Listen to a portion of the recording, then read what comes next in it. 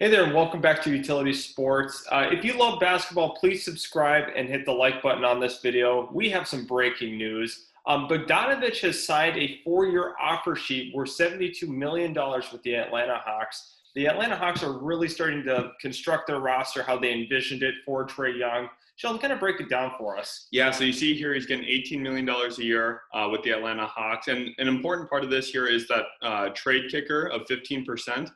And with the way the trade kicker will work is if the Atlanta Hawks ever do move him during the duration of his contract, they will pay him a 15% bonus outright on his way out, which is obviously a really good incentive for him. That makes him a lot less likely to get moved. That way he can really settle down in Atlanta. And on Atlanta's end, you're looking at a team that's just added Rajon Rondo, Chris Dunn, also Danilo Gallinari, a video we did yesterday on the channel. And now you're adding Bogdanovic to that. So you're really looking at an improved core. Some of the players like Cam Reddish, DeAndre Hunter are going to be losing minutes, but you're getting a lot more experienced players out on the wings and the perimeter defensively. And I think Bogdanovic is going to be a guy that can come in, help take some of that offensive pressure off Trae Young, like we talked about with Danilo, and really adds a different kind of dynamic into your offense, a guy who can really get his own shot off the dribble more consistently, a bigger wing that can switch onto twos and threes pretty consistently, and he's going to be a real big upgrade for them on the wing. So what do you think happens with Cam Reddish, DeAndre Hunter, some of these wings that might lose some playing time? Do you think there's a possibility that we have a trade lined up? Do you think that's going to be kind of a off-season trade, mid-season trade, or are they just gonna let them kind of rot on the bench? See, yeah, there's quite a few different directions this could go. Obviously, it's still dependent on what happens with the Sacramento Kings. They could still match this contract. I don't find it likely, though. The Kings are not going to want to commit $18 million to a guy they obviously just tried to trade in the sign-and trade with the Milwaukee Bucks that fell through.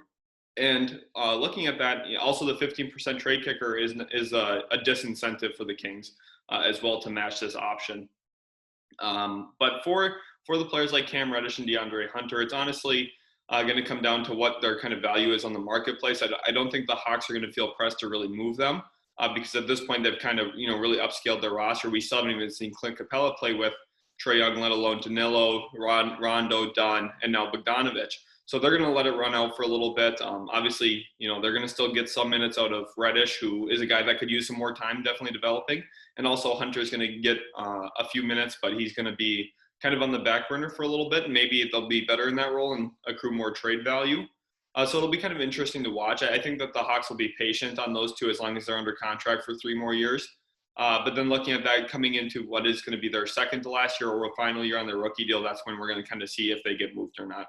So finally, we're going to finish with this. What would you assess this in terms of a grade for this signing? I think this is an A grade for the Atlanta Hawks. Again, maybe it's a little bit of an overpay for Bogdanovic. I think he's more of a $14 to $16 million player out on the open market. Obviously, we see him here getting $18 million with a 15% trade kicker.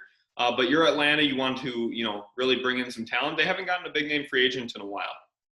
You're looking at Dwight Howard really being the last guy that got brought in there.